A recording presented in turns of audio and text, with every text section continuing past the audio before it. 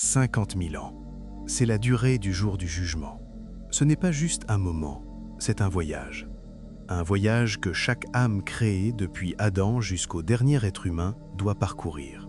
Le prophète Mohammed, paix et bénédiction sur lui, a expliqué en commentant la sourate 70, verset 4, que les gens se tiendront debout devant le Seigneur des mondes pendant une demi-journée, mais cette demi-journée est égale à 50 000 ans. Imaginez-vous debout, immobile, pendant une période plus longue que toute l'histoire de l'humanité, attendant simplement que le jugement commence. Mais voici la vérité qui doit toucher votre cœur. Pour le croyant, ce temps paraîtra aussi court qu'entre les prières du Duhar et de l'Asr. En revanche, pour l'hypocrite et le mécréant, chaque seconde de ces 50 000 ans sera ressentie. Où vous tiendrez-vous sur cette chronologie ? À la fin de cette vidéo, vous marcherez à travers les 7 étapes terrifiantes du jour le plus important de votre existence, du premier souffle de la trompette jusqu'à la traversée du pont plus fin qu'un cheveu. Ceci n'est pas de la spéculation, ceci est une chronologie visuelle de l'invisible. Commençons la chronologie. Étape 1. La trompette. Le prophète, paix soit sur lui, a décrit la trompette comme une corne de lumière. En ce moment même, l'ange Israfil la tient contre ses lèvres, le regard fixé vers le trône, attendant l'ordre divin. Quand le premier souffle retentira, le souffle de l'affoudroiement, le Coran nous dit dans la sourate Az-Zumar que tout ce qui se trouve dans les cieux et sur la terre tombera foudroyé, à l'exception de ceux qu'Allah voudra épargner. Puis, le silence. Un silence absolu. Pendant 40, les récits ne précisent pas s'il s'agit de jours, de mois ou d'années, l'univers sera vide. Vient ensuite le second souffle, la résurrection. Les âmes rejoindront leur corps, vous sortirez de votre tombe en secouant la poussière de votre visage. Mais la terre sous vos pieds ne sera plus la même. Comme Allah le dit dans la sourate Ibrahim, ce sera le jour où la terre sera remplacée par une autre, une plaine blanche, immense et parfaitement plane. Pas de repères, pas de montagnes et surtout aucune cachette. Étape 2. Le rassemblement. Vous regarderez autour de vous et verrez des milliards d'êtres humains. Le prophète, paix et salut sur lui, a dit « Les gens seront rassemblés pieds nus, nus et non circoncis ». En entendant cela, notre mère Aïcha, qu'Allah l'agrée, s'est inquiétée. « Ô messager d'Allah, les hommes et les femmes seront-ils ensemble? Ne vont-ils pas se regarder les uns les autres ?» Le prophète lui répondit « Ô Aïcha, la situation sera bien trop terrifiante pour qu'il s'en soucie. Arrêtez-vous un instant et réfléchissez. Imaginez une peur si intense, un choc si profond que vous ne réalisez même pas votre propre nudité. Ce jour-là, vous n'aurez pas de bagages, pas de téléphone, pas de compte bancaire. Vous vous tiendrez là, dépouillé de tout, avec pour seule richesse vos actions. Étape 3. Le soleil et la sueur. C'est peut-être l'étape la plus éprouvante physiquement, avant même que le jugement ne commence. Le prophète, paix et salut sur lui, a dit « Le soleil sera rapproché de l'humanité le jour de la résurrection, jusqu'à ce qu'il ne soit plus qu'à la distance d'1 000. » Aujourd'hui, le soleil se trouve à environ 150 millions de kilomètres, 93 millions de miles, et nous nous plaignons déjà de la chaleur. Imaginez-le à seulement 1 000 au-dessus de vos têtes. Un hadith dans Sahih Muslim nous apprend que les gens seront submergés par leur propre sueur, selon la gravité de leurs actes. Pour certains, elle montera jusqu'aux chevilles. Pour d'autres, aux genoux. Pour d'autres encore, à la taille.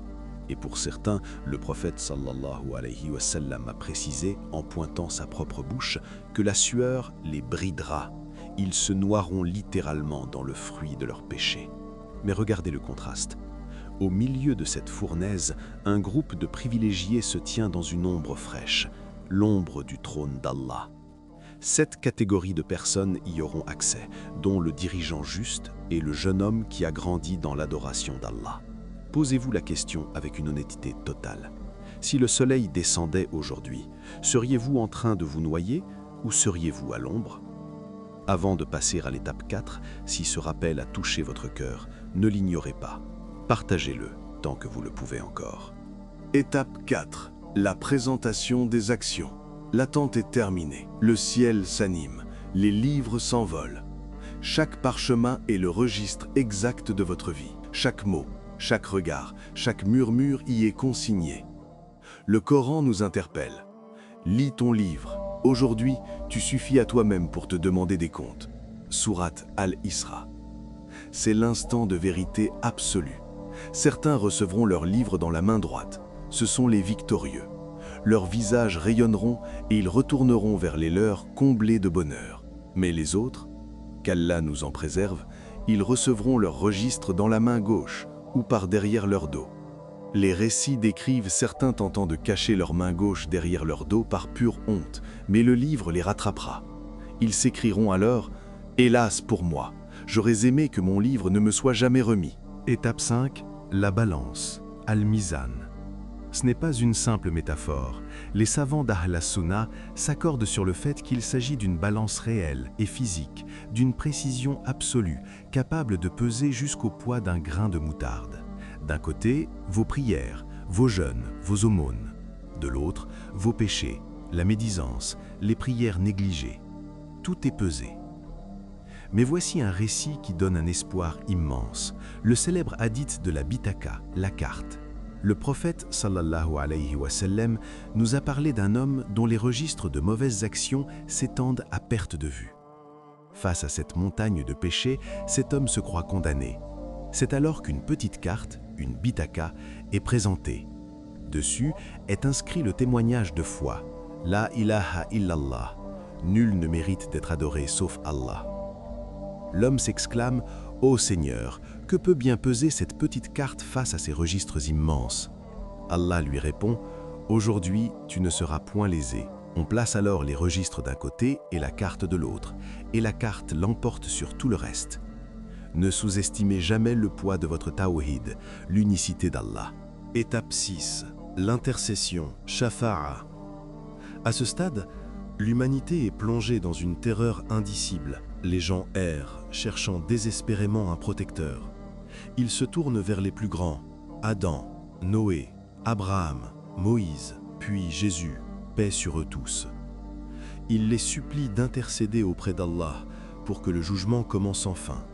Mais chaque prophète, malgré sa noblesse, répond « Nafsi, nafsi, mon âme, mon âme ».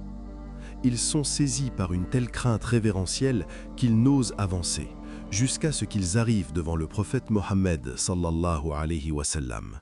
Lui seul se lèvera et dira « Ana laha », je suis prêt pour cela. Il se prosternera alors sous le trône divin et louera Allah avec des formules de louange sublimes, jamais révélées auparavant. Alors Allah lui dira « Ô Mohammed, relève ta tête, demande et il te sera accordé. Intercède et ton intercession sera acceptée. C'est le maqam al-mahmoud, la station de louange. Il obtiendra que le jugement débute pour tous et il intercédera spécifiquement pour les membres de sa Ummah qui, malgré leurs péchés majeurs, sont morts avec la foi. Étape 7. Le pont, As-Sirat. C'est l'ultime épreuve avant le paradis, un pont jeté au-dessus des abîmes de l'enfer. Le prophète sallallahu alayhi wa sallam l'a décrit comme étant plus fin qu'un cheveu et plus tranchant qu'une épée.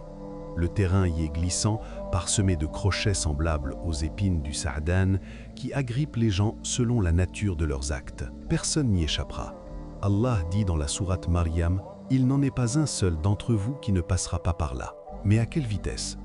Tout dépendra de votre lumière. Certains traverseront en un clin d'œil, d'autres comme l'éclair, comme le vent, ou comme des coursiers rapides. Certains courront, d'autres marcheront. Certains ramperont, griffés par les crochets et brûlés par les flammes, luttant pour chaque centimètre. Certains, hélas, tomberont. La lumière qui vous guidera sur ce pont est celle de votre prière et de votre lecture du Coran dans ce bas monde. Sans lumière ici-bas, il n'y aura que ténèbres là-bas. Mais pour ceux qui parviennent de l'autre côté, les attend la source, Al-Kawthar, une eau plus blanche que le lait, plus douce que le miel. Le prophète sallallahu alayhi wa sallam vous y attendra pour vous offrir à boire. Et si vous buvez de sa main, vous ne connaîtrez plus jamais la soif. C'est la porte d'entrée vers l'éternité, vers le paradis. Arrêtez-vous un instant et interrogez-vous.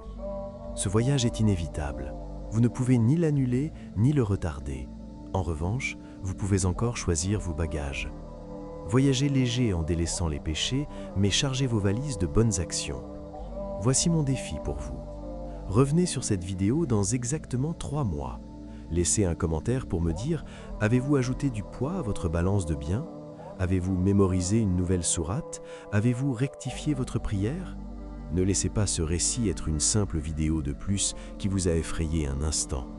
Faites en sorte qu'elle soit le point de départ de votre changement. Dites-moi en commentaire, quelle étape vous effraie le plus? Je lis chacun de vos messages. Votre âme avait besoin de ces rappels aujourd'hui. Si cette vidéo vous a fait réfléchir sur votre manière de vivre, partagez-la avec ceux que vous aimez. Ce sera peut-être le rappel dont ils avaient désespérément besoin. Je vous retrouve dans la prochaine vidéo.